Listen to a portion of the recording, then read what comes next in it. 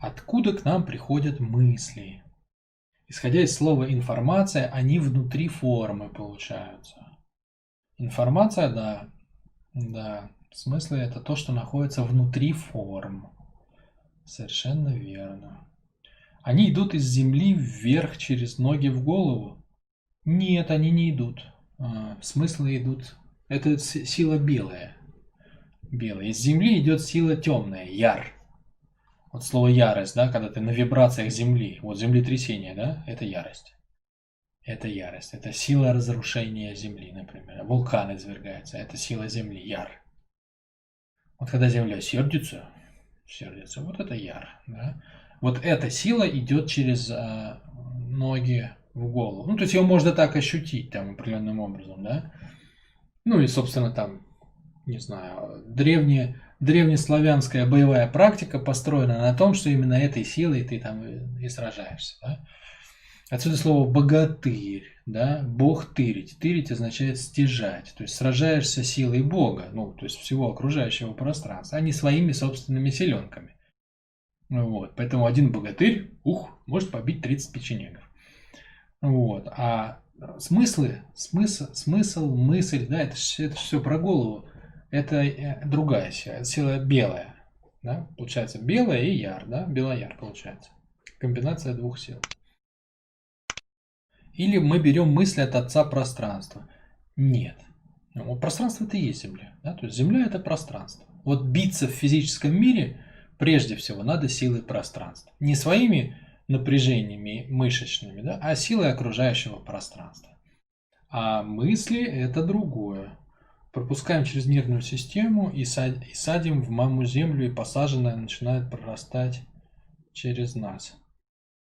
По-другому я вижу этот механизм, Владислав. То есть в моей системе координат, еще раз, мысль это голова, да, а сила Земли это сила тела, потому что само тело пространство, оно является продолжением окружающего пространства. Мы в этом смысле дети Земли, да, то есть Земля проросла сначала деревьями, потом эти деревья забегали и цветочки, а потом они как бы, еще и поумнели. Получился человек. Но никуда не делось это. Мы до сих пор все строение нашего тела выстроено таким образом, что мы опираемся на Землю. И она нас держит. То есть мы с плотностью своего пространства опираемся на плотность более большого пространства. На соединении этих двух плотностей рождается эффект опоры. Да? То есть Земля является нашей силой. Смысл это другой, это голова, да? То есть это это совсем другое. Понимаешь, совсем другое. То есть смысл это отпечаток мира во мне. Вот что делает ум, да? Ум занят восприятием. В ось приятием. Да? Ось это позвоночник, спинной мозг. Голова сидит на позвоночнике. И что она делает? Она ловит своим вниманием, чтобы принять в этот позвоночник. В спинной мозг. Потому что в спинном мозге там концентрат всего, что мы пережили. То есть там концентрат нашего жизненного опыта. Поэтому ум, который насажен на позвоночник, он занимается в ось приятием. Ищет чего вобрать. Понимаешь? Это действие вбирания. Вот такое. Да? То есть я смотрю, когда глазами, ушами валится мне сигналы через голову, и у меня как на белом листе возникает отпечаток окружающего мира. Вот что делает ум. А тело-то делает обратно, оно же выражает. Да? То есть если ум это вовнутрь вбирает, то тело в обратку, оно выражает. То есть я тело могу подойти, толкнуть, там, я не знаю. То есть я оставляю следы во внешнем. Если ум это способ, которым внешне оставляет следы во мне, то телом я оставляю следы во внешнем. Диаметрально противоположное действие. Поэтому силы-то совершенно разные, да? И получается, что, если глобально посмотреть, функция ума, она в чем по отношению к телу? Чтобы направить тело. Чтобы направить. То есть психика это по большому счету функция тела. То есть я хожу, собираю смыслы и перевариваю их, да, осмысляю их. И они направляют мое внутреннее животное, мою энергию туда или туда или туда. Они у меня так живут, у всех так они живут, взаимодействуют. Вот, значит, вопрос твой звучал, откуда к нам приходят мысли? Мысли к нам приходят как, ну, как некая комбинация того, что ты воспринял снаружи, и того, что ты хотел изнутри. То есть, когда твоя цель накладывается на внешнюю среду, на их пересечении возникает, собственно, ну, направление твоего движения. Вот если ты это называешь мыслью. У нас в системе как бы мысль, просто мысли бывают разные, да, то есть есть ощущение тела, облеченные в слова. Например, я хочу есть. Люди называют это мыслью, но я как бы не называю. Да? Для меня это ощущение тела. Вот там я тебя люблю, ненавижу, там хочу, не хочу и так далее. Это чувства, эмоции, облеченные в слова. Куда мне пойти, что сделать, какой бизнес создать, там, с кем помириться и ну, какие-то там, не знаю, выстроить взаимоотношения и так далее. Это уже цели, облеченные в слова. Вот. Но опять-таки в моей системе координат это не мысли, а мысли у меня абстрактные. Да? Абстрактные. Ну, типа там есть физическое, не физическое, есть война, есть мир, есть мужчина, есть женщина, там есть функции у них разные и так далее.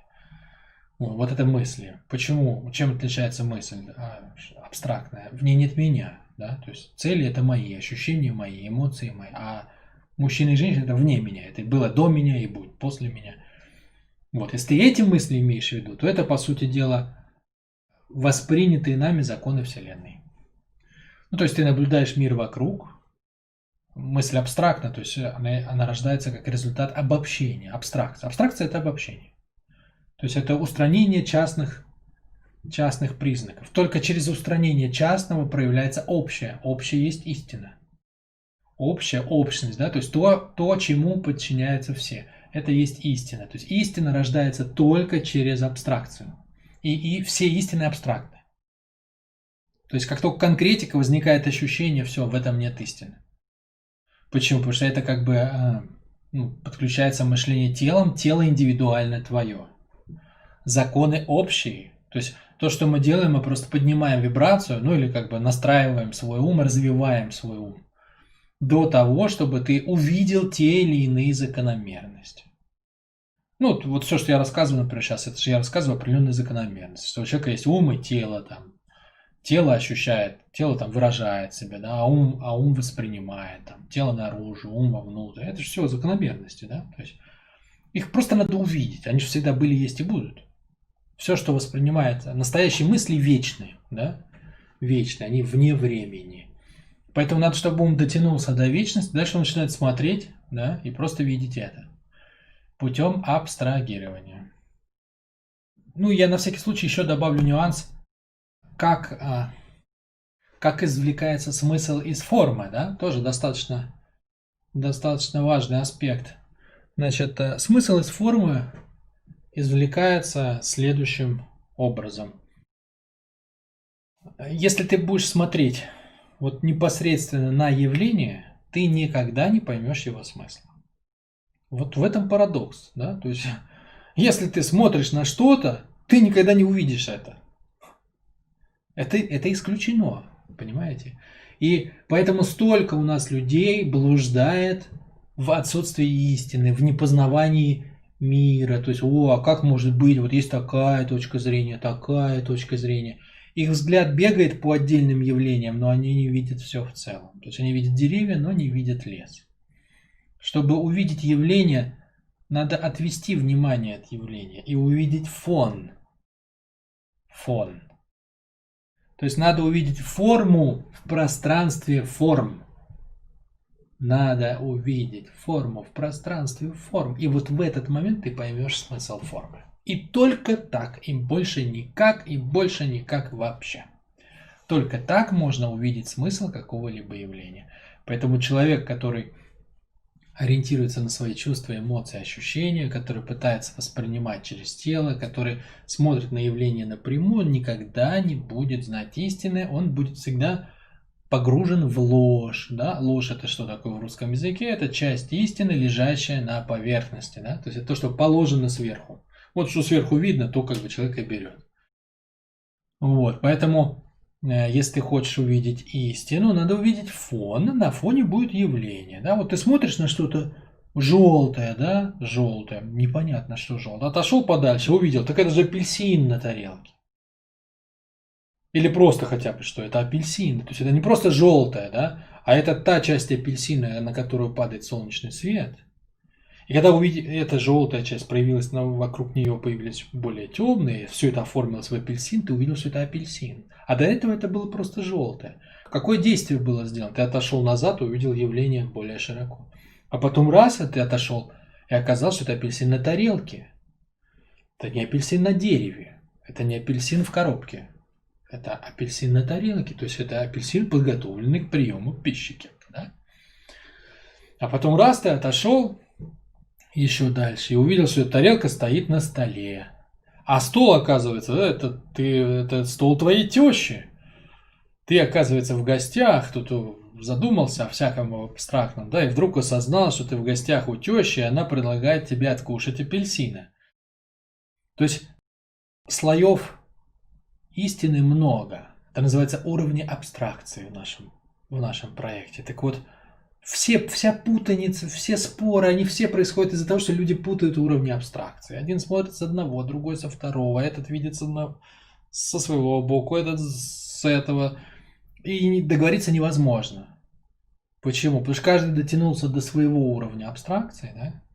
И с него пытается лицезреть апельсин. Вы только в одном видеть все уровни абстракции, совершенно свободно перемещаться между ними, чтобы увидеть, где у кого какие заблуждения. Вот момент возникновения смысла и извлечения смысла из формы – это момент, когда ты сумел увидеть форму в правильном контексте. Ну вот с разных сторон тебя подсветил. Надеюсь, что что-то помогло.